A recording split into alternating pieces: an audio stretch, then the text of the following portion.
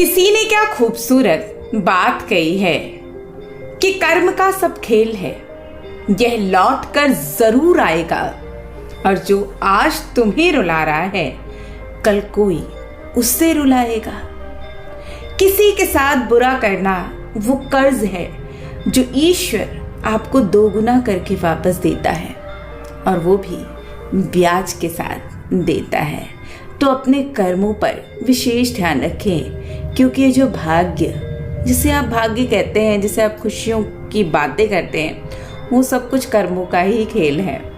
ये भाग्य सिर्फ और सिर्फ हमारे कर्मों से ही बना है, चाहे वो कर्म पुराने हों, चाहे वो आज के कर्म हों, और वो सब कुछ मिलकर आपके भाग्य का निर्माण कर देते हैं।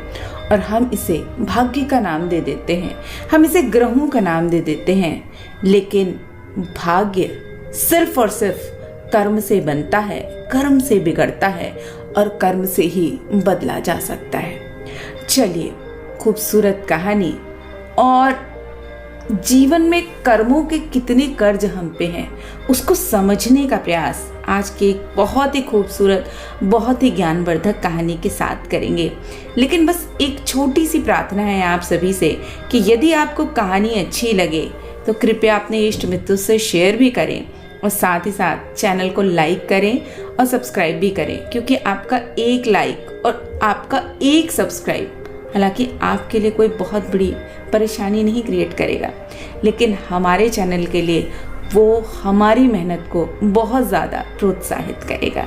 तो शुरू करते हैं अपनी खूबसूरत कहानी को, जो आपको ये बताएगी कि कैसे आपके कर्म लौट कर आते हैं और कैसे आप अपने कर्मों का हिसाब चुकाने इस धरती पे आते हैं, और कैसे आप इन कर्म बंधन से मुक्ति पा सकते हैं। तो ये कहानी है एक पति पत्नी की। एक धर्मशाला में पति पत्नी अपने छोटे से नन्हे मुन्ने बच्चे के साथ रुके हुए थे। धर्मशाला में कच्ची दीवारें थी, दीवारों में दरारें पड़ गई थी, और आसपास में खुला जंगल जैसा माहौल था। पति पत्नी अपने छोटे से बच्चे को उस आंगन में बिठाकर कुछ काम से बाहर गए थे। वापस आकर देखते हैं तो बच्चे के सामने एक बड़ा सा नाग कुंडली मारकर फन फैलाए बैठा है, और ये भयंकर दृश्य देखकर दोनों हक्के बक्के रह गए। बेटा मिट्टी की मुट्ठी भर भर के नाग के फन पर फेंक रहा है, और नाग हर बार झुक झुक कर उसकी मिट्टी को सहे जा रहा है, लेकिन वो उसे काट नहीं रहा था। लेकिन माँ बाप इस दृश्य को देखकर घबरा जाते हैं। माँ तो चीख उठती है, बाप चिल्ला पड़ता है, बचाओ बचाओ, हमारे लाडले को बचाओ। लोगों की भीड़ इकट्ठा हो गई। उसमें एक निशानेबाज था जो कि ऊंट गाड़ी पर बोझा ढोने का धंधा करता था। वो बोला, मैं निशाना तो मारूंगा, सर्प को ही खत्म करूंगा, लेकिन यदि निशाना चूक जाए और बच्चे को चोट लग जाए तो मेरी कोई जिम्मेदारी नहीं है। आप लोग बोलो तो मैं एक कोशिश करके देख लेता हूँ। अब पुत्र के आगे इतना बड़ा विषैला सांप बैठा देखकर माँ बाप इनकार नहीं कर पाए, वो सहमत हो गए। और माँ बोली, भाई सांप को मारने की कोशिश करो, अगर गलती से बच्चे को चोट लग जाएगी तो हम आपको कुछ नहीं कहेंगे। अब ऊंट वाले ने धीरे से निशाना मारा, और वो निशाना सीधे उस सांप को जाके लगा, और सांप जख्मी होकर गिर पड़ा, मूर्छित हो गया। लोगों ने सोचा सांप मर गया है, उन्होंने उसे उठाकर बाड़ में फेंक दिया। रात हो गई। वो ऊंट वाला उसी धर्मशाला में अपनी ऊंट गाड़ी पर सो गया। अब रात में ठंडी हवा चल पड़ी। वो मूर्छित सांप सचेतन हो गया और आकर ऊंट वाले के पैर में डसकर चला गया। सुबह लोग देखते हैं तो ऊंट वाला मरा हुआ था। दैव योग से वहीं पे सर्प विद्या जानने वाला एक आदमी और एक महान संत ठहरा हुआ था। वो बोला, सांप को यहाँ बुलवाकर जहर को वापस खिंचवाने की विद्या मैं जानता हूँ। यहाँ कोई 8-10 साल का निर्दोष बालक हो तो उसके हृदय में मैं सांप के सूक्ष्म शरीर को बुला दूंगा, और उससे बात करके मैं इस ऊंट वाले को फिर से जीवित करवा दूंगा। अब गांव में से 8 से 10 साल का एक निर्दोष बालक लाया गया। उसने उस बच्चे में सांप के जीव को बुलाया और उससे पूछा किस ऊंट वाले को तूने काटा है? तब बच्चे में मौजूद उस सांप की आत्मा ने कहा हाँ। फिर उसने पूछा कि क्या बेचारे ऊंट वाले की कोई गलती थी? तो बच्चे के अंदर बैठी वो सर्प की आत्मा बोलती है, मैं भी तो निर्दोष था, मैंने इसका कुछ नहीं बिगाड़ा था, इसने मुझे निशाना बनाया तो मैं तो इसका बदला जरूर लूंगा। तब वो सर्प विद्या जानने वाला व्यक्ति उससे पूछता है कि वो बच्चा भी तो तुम पर मिट्टी डाल रहा था, उसको तो तुमने कुछ नहीं किया, वो तो तुम पर बार बार मिट्टी फेंके जा रहा था और तुम बार बार सिर्फ अपना फन झुका रहे थे, तुमने उसे क्यों नहीं काटा? तब बालक रूपी सांप ने कहा, बच्चा तो मेरे 3 जन्म पहले का लेनदार है। 3 जन्म पहले मैं भी मनुष्य था और वो भी मनुष्य था। मैंने उससे 300 रुपए लिए थे लेकिन वापस नहीं दे पाया और अभी तो देने की क्षमता भी नहीं है क्योंकि बड़ी गंदी योनियों में भटकना पड़ रहा है। अब ऐसे में इस योनि के रूप में मैं उसे कैसे उसका कर्ज चुका सकता हूं? और इस अवस्था में वो छोटा सा बालक, मेरा वो लेनदार, मेरे ऊपर मिट्टी डाल रहा था और मैं उसकी फटकार को सह रहा था, क्योंकि उसकी जब आत्मा जागृत हुई तो वो मेरे ऊपर धूल की मिट्टियां फेंक फेंक कर मुझे फटकार रहा था। लानत है तुझे, कर्जा नहीं चुका सका। और उसकी वो फटकार सहते सहते मैं अपना ऋण अदा कर रहा था। हमारे लेन और देन के इस क्रियाकलाप के बीच वो ऊंट वाला कौन होता है? मैंने इसका कुछ भी नहीं बिगाड़ा, लेकिन इसने फिर भी मुझे निशाना मारा, इसलिए मैंने इसका बदला लिया। अब सर्प विद्या जानने वाले ने सांप को समझाया, देखो तुम हमारा इतना कहा मानो कि इसका जहर खींच लो। तो सांप ने कहा, मैं तुम्हारा कहना मान लूंगा, तुम मेरा कहना मानो। मैं तो एक ऐसी योनि में हूं जो कि सिर्फ बदला लेने की योनि है और इसमें और कुछ नहीं कर सकता हूं।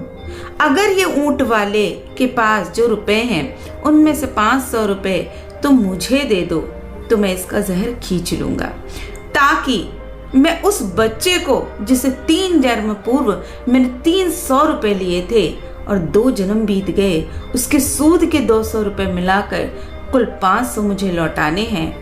जैसे ही मैं उसे लौटा दूंगा मैं भी अपने कर्ज से मुक्त हो जाऊंगा।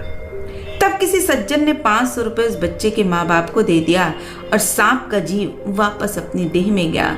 वहां से सरकता हुआ मरे हुए ऊंट वाले के पास आया, जहर वापस खींच लिया, ऊंट वाला जिंदा हो गया। तो ये कहानी बताती है कि इतना व्यर्थ खर्च नहीं करना चाहिए कि सर पर कर्जा चढ़कर मानना पड़े और उसे चुकाने के लिए फन झुका झुका कर फटकार सहनी पड़े। इस संसार में हमारे ऊपर न जाने कितने कर्म इसी रूप में चढ़ते जाते हैं। हम जानते नहीं कि ये हमारे कर्म नहीं, ये हमारे ऊपर ऋण है। कितने ऋण हैं? क्या आपने कभी इसे जानने का प्रयास किया? अगर हम अपने पुराणों की बात करें तो कहा जाता है कि 5 ऋण हैं जो हर इंसान को चुकाना चाहिए। पहला ऋण है देवता ऋण, दूसरा है ऋषि का ऋण, तीसरा ऋण है पितरों का ऋण, चौथा ऋण है मनुष्य ऋण और 5वां ऋण है पशु पक्षी और भूत प्राणियों का ऋण। अब आप सोचेंगे कि इन ऋणों को कैसे चुकाएं? तो पहला ऋण है पितृ ऋण। मनुष्य का शरीर माता पिता के रज और वीर्य से बनता है। माता के दूध और पिता द्वारा कमाए धन से उसका पालन पोषण होता है। माता पिता के धन से वह शिक्षा प्राप्त करता है और माता ही बच्चे की प्रथम पाठशाला होती है और वही बच्चे को संस्कार देती है। माता पिता हर संभव तरीके से बच्चे की रक्षा करते हुए उसे बड़ा करते हैं और इस तरह पुत्र पर माता पिता पर दादा दादी का और दादा दादी पर परदादा परदादी का ऋण रहता है। परंपरा से प्राप्त होने वाले इस पितृ ऋण से मुक्त होने के लिए मनुष्य को अपने पितरों के नाम से जीवन भर श्राद्ध व तर्पण करना चाहिए, क्योंकि पितर पिंड पानी चाहते हैं और उसे पाकर वो सुखी व संतुष्ट रहते हैं, तो अपने वंशजों को लंबी आयु, संतान, धन, विद्या, स्वर्ग, मोक्ष व सुख प्रदान करते हैं। दूसरा ऋण होता है देव ऋण। मनुष्य जन्म लेते ही निःशुल्क हवा लेता है, पानी लेता है, धूप का सेवन करता है, हृष्ट पुष्ट बनता है। सूर्य देव उसे नित्य उष्मा और प्रकाश प्रदान करते हैं। पवन देव मनुष्य के प्राणों का आधार वायु प्रदान करते हैं। वरुण देव जल प्रदान करते हैं। इंद्र देव मेघ बरसाकर अन्न उपजाते हैं और इन सब से मनुष्य का जीवन चलता है। अतः यह मनुष्य पे देव ऋण है। देव ऋण से मुक्ति के लिए अपने इष्ट देव की उपासना, पंचदेवों अर्थात शिव, शक्ति, गणेश, सूर्य और विष्णु जी का ध्यान करें, हवन करें और यज्ञ करें। यज्ञ और हवन में दी गई आहुतियां देवताओं की पुष्टि करती हैं, क्योंकि वे सूक्ष्म शरीरी होने के कारण गंध से ही संतुष्ट हो जाते हैं और हम देव ऋण से मुक्त हो जाते हैं। तीसरा ऋण होता है ऋषि ऋण। ऋषि मुनि मंत्र दृष्टा होते हैं। उन्होंने मनुष्य के कल्याण के लिए विभिन्न मंत्रों को बताया, शास्त्र पुराणों स्मृतियों की रचना की, जो मनुष्य के अज्ञानांधकार को दूर कर उसको कर्तव्य अकर्तव्य का ज्ञान कराते हैं, मनुष्य को सन्मार्ग पर ले जाते हैं। ऋषि ऋण से मुक्ति के लिए मनुष्य विभिन्न पुराणों, ग्रंथों, गीता, श्री रामचरितमानस आदि का स्वाध्याय करे, गायत्री करे। भगवान के नाम व गायत्री मंत्र का जाप करने से मनुष्य को ऋषि ऋण से मुक्ति हो जाती है। चौथा ऋण है भूत ऋण, पशु पक्षी ऋण। समानता प्रत्येक प्राणी अपने सुख के लिए अनेक भूत जीवों को प्रतिदिन क्लेश देता है, क्योंकि ऐसा किए बिना हमारे शरीर की यात्रा ही नहीं चल सकती।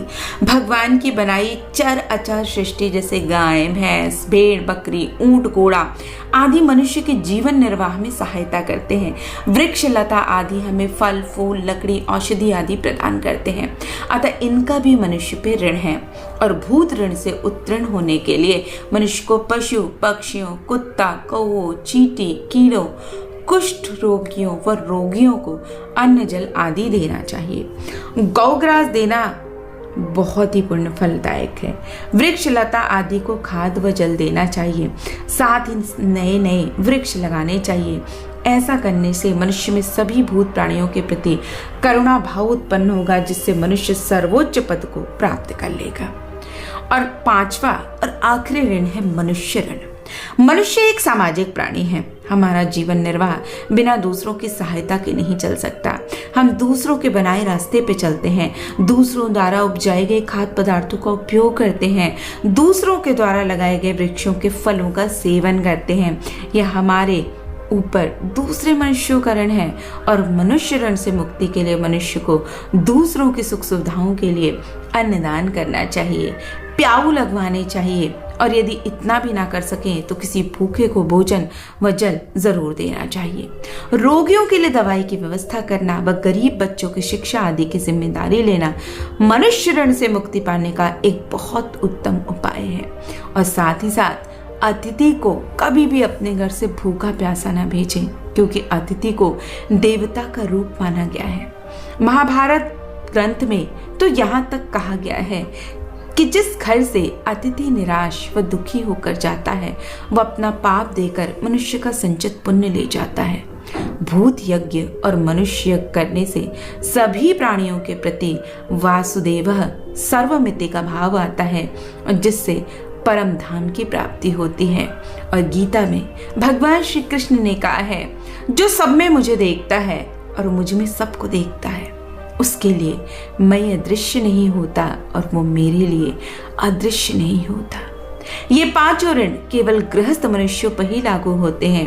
श्रीमद् भागवत में कहा गया है कि जो सारे कार्यों को छोड़कर संपूर्ण रूप से शरणागत वत्सल भगवान की शरण में आ जाता है, वह देव, ऋषि, प्राणी, कुटुंबजन और पितृऋण इनमें से किसी का भी ऋणी नहीं होता।